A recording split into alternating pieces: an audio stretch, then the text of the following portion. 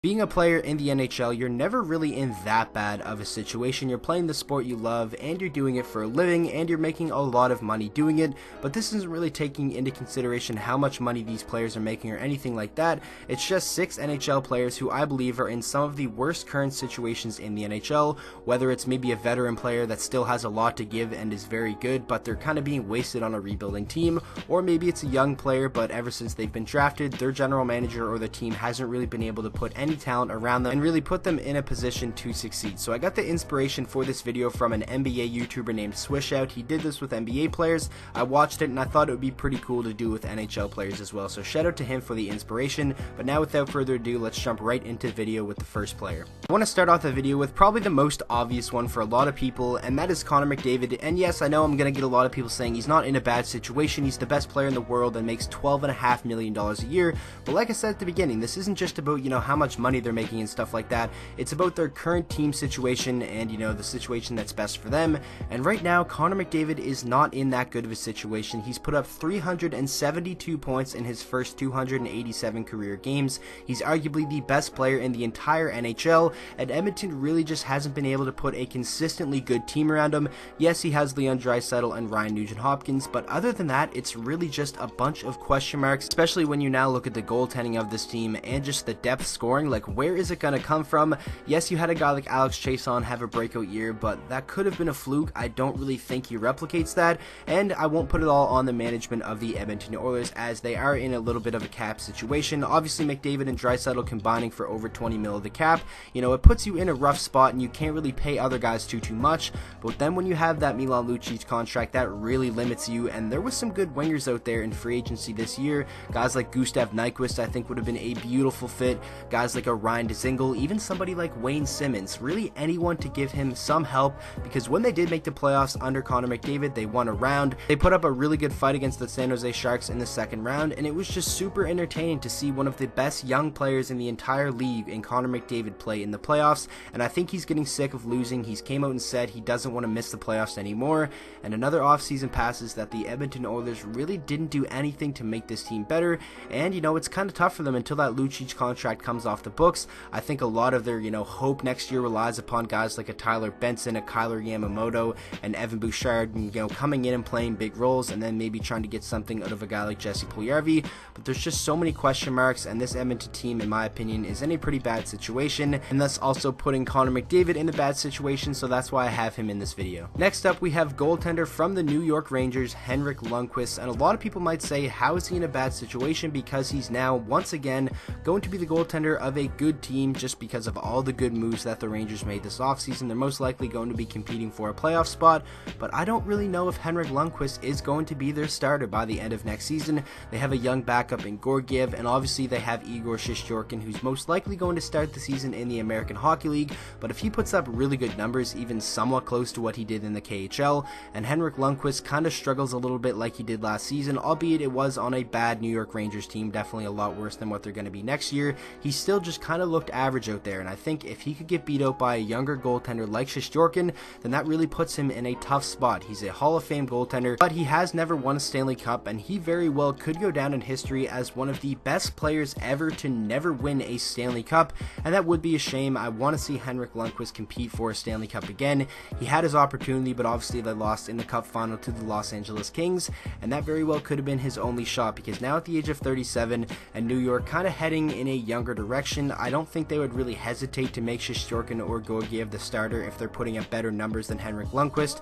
Yes, he is a legendary goaltender and obviously going to have his jersey most likely retired by the New York Rangers. This is a team that wants to most likely compete as soon as next season, and if Lundqvist isn't putting up numbers like we know he can, and if he's, playing similar to what he was last year, there's a very strong possibility that he could lose that starting job, and in my opinion, he's just in a really tough situation right now. Next up, we have our second Edmonton Oiler of the video, another one I'm sure a lot of you guys figured would be in here, and that is Jesse Puljujarvi. Obviously, everyone knows the news. It came out that he demanded to be traded or threatened to go back and play in Europe if he had not been traded by the start of next season, and that honestly puts both of them in a very tough situation, because I feel like Jesse Puljujarvi obviously wants to stay and play in the NHL. That is what would be best for his career, but it makes sense that he doesn't want to play in Edmonton. They haven't really done much with him, and he hasn't really done much for them either, and they haven't really had the best, track record of developing prospects. So now that everyone knows Jesse Pulkkinen wants to be traded, it puts Edmonton in a tough spot because a lot of GMs are going to be calling them, probably giving them lowball offers, because Edmonton literally has no leverage over other teams.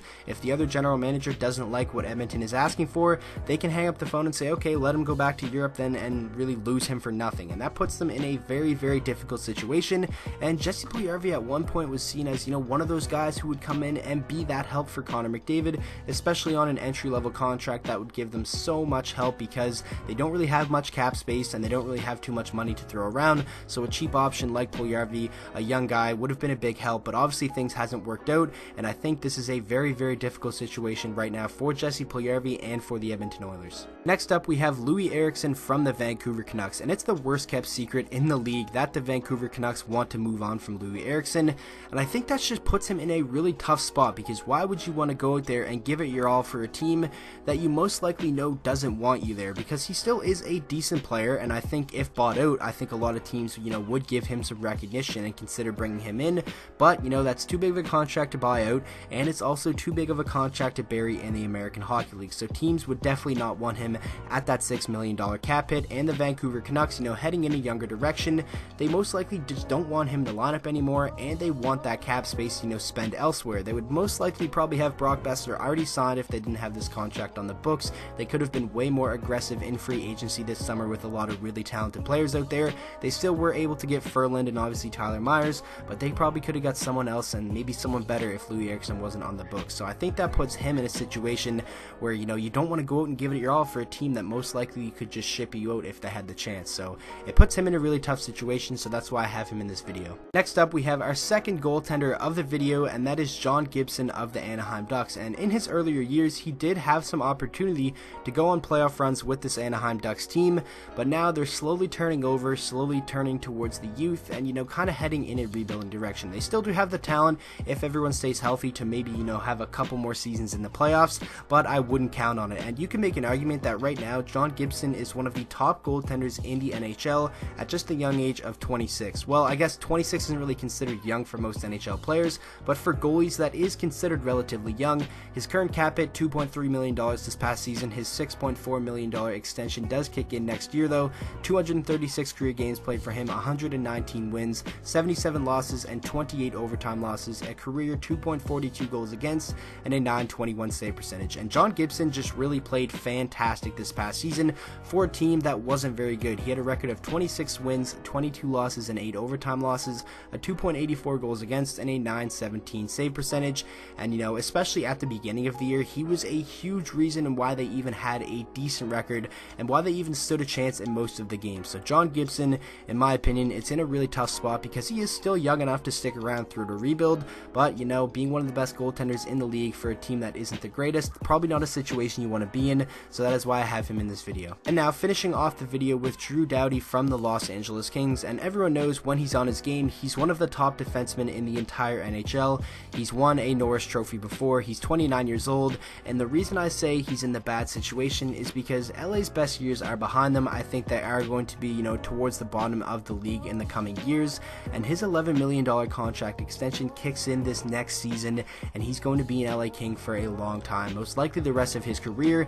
And at 29 years old, I'm sure he wants to win. He's a very competitive guy. He's one of the best trash talkers in the entire NHL, but now he's probably not going to be able to do much trash talking on a team, that never really makes the playoffs in the coming years. Obviously they could, and anything can happen in the NHL. If Kopitar has an MVP season and Doughty has a Norris Trophy season, and then maybe Jonathan Quick can get back to himself and be one of the top goalies in the league. But a lot of things have to go right for this LA team to get back into the postseason, and I just think Doughty put himself in kind of a tough spot now that he is locked up there for so many years at such a big cap hit. He's probably not going to be able to get moved if he wants to, and he got rid of the opportunity of being an unrestricted free agent, in which a lot of teams would have been going after him and trying to bring him in. But I guess for Doughty, he wanted to be a member of the Los Angeles Kings. He wants to stick it out through this rebuild, and it's not like Doughty is ridiculously old. He's only 29 years old, and if LA is good in like 3 to 4 more years, he definitely could still be a big part of that team when the rebuild is finished. And you never know, like I said, anything can happen. They could squeak back into the playoffs. We don't know. We're gonna have to wait and see. But in my opinion, for right now, Doughty is in a very, very difficult situation in terms of being a guy who probably wants to win right now with the LA Kings. So that is going to wrap up today's video. I really hope you guys did enjoy. Obviously, you don't have to agree. this is completely subjective, and just make sure to go down and let me know in the comment section who are some of the players that you think are currently in the worst situations in the entire NHL. And with that being said, I hope you guys all enjoyed today's video. If you did, please make sure to drop a like on it and subscribe to the channel for daily NHL content, and I will see you guys all in the next video.